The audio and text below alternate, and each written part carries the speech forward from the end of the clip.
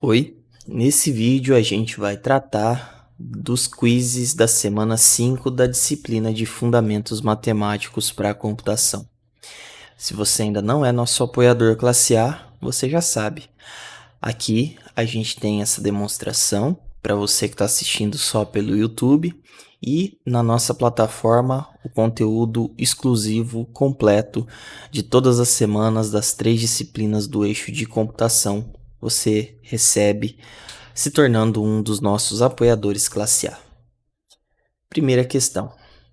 Essa questão, no caso aqui, ela é referente à videoaula 13 sobre funções e pede para a gente encontrar a inversa. Considere a função que vai dos reais até os reais aí positivos, dada por f de x igual a e elevado a x, a qual sabemos que é bijetiva, objetora. Assinale a alternativa que corresponde à função inversa, a f a menos 1 de f. Bom, qual que é a estratégia, então, para a gente determinar a inversa da função? Conforme até o que está no próprio slide, você faz o seguinte. Se você tem que f de x é igual a e elevado a x, e você sabe que isso pode ser escrito como y é igual a e de x, você pode fazer o seguinte, trocar as variáveis. Então, no lugar de y, você coloca x e no lugar de x, você coloca y. Então, você vai ter algo como x igual a e elevado a y. E aí, o que a gente faz? A gente consegue aplicar aqui o logaritmo natural, né? Lembrando que a gente tem essa constante elevado a x, que é uma constante especial, e temos também o logaritmo natural, que em vez de a gente chamar de log, a gente chama de ln, de logaritmo natural. Eu posso trabalhar com isso da seguinte forma. Posso fazer o seguinte, aplicando o ln dos dois lados, eu fico com ln de x igual a o ln de e elevado a y. Só que ln de e elevado a y nada mais é do que o próprio y, porque, digamos assim, o ln e o ln de e se cancela. Então, a gente fica com a ln de x igual a y, tá? Porque esses dois aqui se cancelam. Portanto, o nosso y, que é igual a f de x, é nada mais, nada menos que ln de x. Lembrando que aqui a gente tem a inversa. Então, essa f de x igual a ln de x, ela é a inversa, né? Porque não vamos nos esquecer que a nossa função original é essa daqui, f de x igual a e elevado a x. Quando a gente fez a troca, a gente já pode falar que, desde aqui dessa troca, isso aqui já é a nossa inversa. A nossa inversa é tal que a gente tem um y, aliás, a inversa é essa daqui.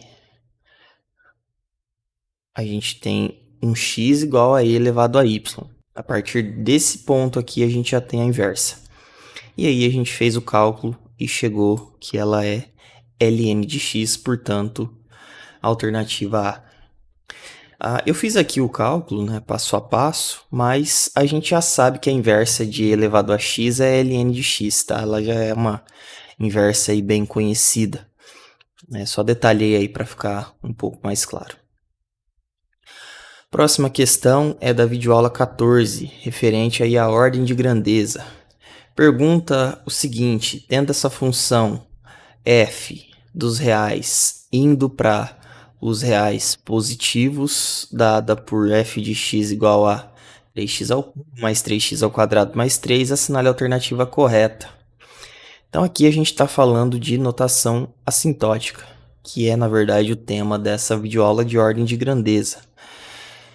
Então o que a gente tem aqui? Que essa f ela pertence à classe de complexidade de quem, né? Então a gente tem o O, a gente tem o ômega e essa daqui é a notação que a gente chama de θ, que delimita aí um limite superior e limite inferior para a função. De forma simplificada, sem ter que ficar aplicando aquelas definições que são um pouco complexas para a gente debater aqui, você pode olhar o seguinte: quando a função é um polinômio, fica bem mais fácil determinar a ordem de crescimento dela, digamos assim.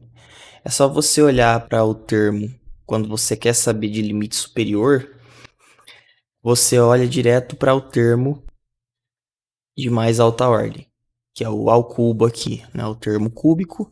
E aí, basicamente, a função é θ de x ao cubo, da classe cúbica, né? Ela é uma função cúbica e aí é isso que importa. É só olhar para o termo de mais alta ordem. Aí você pode aplicar a definição e olhar para uma função, uma g de x, por exemplo, que domina assintoticamente a f de x, tal que essa g de x poderia ser, por exemplo, 4x ao cubo, e aí 4x ao cubo, a partir de um n inicial, ela vai dominar, ou seja, ela vai ser uma função sempre, digamos, maior que essa daqui a partir de um número inicial.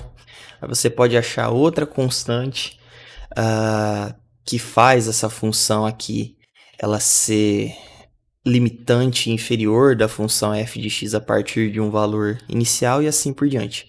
Mas vamos nos ater aqui, só que isso é um polinômio, então a classe de complexidade é você pegar esse termo aqui de mais alta ordem, porque é ele que dá mais, digamos assim, mais presença para o polinômio.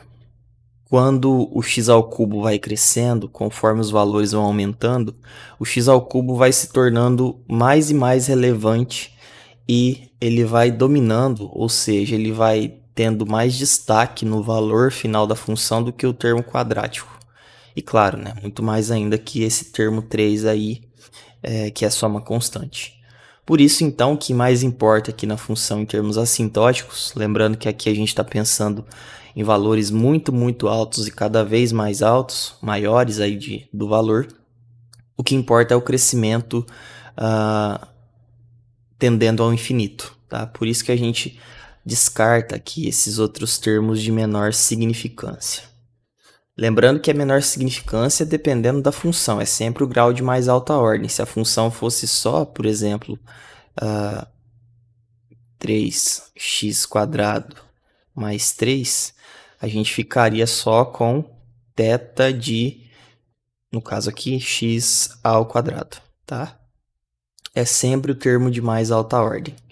Se a função fosse só f de x igual a 3, a gente ficaria com θ de 1, porque é a classe de complexidade padrão de todo valor constante. Se fosse um 3, um 30, um 20, um 1 milhão, um 2 bilhões, seria tudo θ de 1, tá? Porque é a classe de complexidade padrão. Então, a alternativa aí aqui como correta. Depois temos a videoaula 15, matrizes. Aqui a gente tem as matrizes A e B com esses valores aí. E aí, denotando C de IJ, os elementos da matriz A vezes B, para I menor ou igual, para 1 menor ou igual que I, né? IJ menor ou igual que 3, então IJ está entre 1 e 3. Na verdade, assinale a alternativa que corresponde ao elemento C32. Bom, e aí que isso tem a ver com multiplicação de matrizes, né? Então, a gente sabe que na hora de fazer a multiplicação de matrizes, essa é uma matriz de 3 linhas por 2 colunas, essa é uma matriz de 2 linhas por 3 colunas, e por isso o resultante dela tem que ser o número de linhas da primeira pelo número de colunas da segunda. Por isso essa daqui é uma matriz resultante 3 por 3. E aí ele está pedindo, no caso, só o valor do elemento 3, 2. Né? Então, linha 1, 2 e 3, linha 1, 2 e 3. A gente quer o elemento da linha 3, coluna 2. Então, linha 3, coluna 2 é esse elemento aqui, que é o menos 1. Eu já deixei todos os cálculos prontos aqui, mas no caso só do C32, o que a gente faz para obter ele? A gente tem que olhar para de onde esse elemento veio aqui na hora de fazer os cálculos. Então, para calcular ele, a gente precisa olhar para cá, porque é a linha 3 da matriz A e a coluna 2 da matriz B. Então, é esse cálculo que é feito aqui. Qual que é o cálculo? No caso, é esse. Vou mudar de cor aqui. É esse elemento vezes esse. E menos 1 vezes esse daqui. Todos os outros elementos, né, eu já deixei calculado aqui, eles são calculados com base nessa mesma ideia. Você pega a linha de A e multiplica pela coluna de B.